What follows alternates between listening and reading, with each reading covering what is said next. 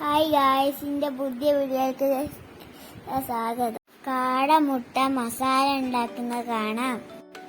ആദ്യം കാടമുട്ട പുഴുങ്ങുക.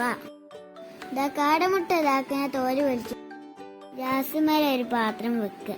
എന്നിട്ട് വെളിച്ചെണ്ണ പാരി എണ്ണ ചൂടായാൽ കറിവേപ്പില ഇടുക. ഇളക്കിയിട്ട് മുളക് പൊടി അതിലേക്ക് ഇടുക. ഞങ്ങൾ 10 കാടമുട്ടയാണ് എടുത്തത്. 1 സ്പൂണ് മുളക് പൊടി ഇടുക. എന്നിട്ട് അത് ഇളക്കി കൊടുക്കുക. അല്പം ബിരിയാണി മസാല ഇടുക. അല്പം കുരുമുളക് പൊടി ഇടുക. ഇനി ഉപ്പിട്ടെടുക്കുക. അല്പം മതിട്ടോ. എന്നിട്ടെല്ലോണം ഇളക്കി കൊടുക്കുക.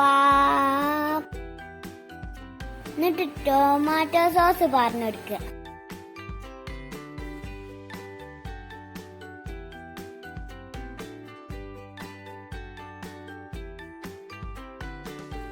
ഇനി കാടമുട്ട അതിലേക്ക് ഇട്ടെടുക്കുക. ഗ്യാസ് ഓഫ് ആക്കി വെക്കുക.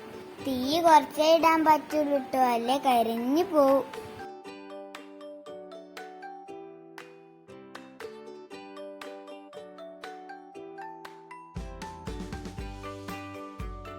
ഇത് ഒരു പാത്രത്തിലേക്ക് നല്ലോണം മാറ്റി വെക്കുക.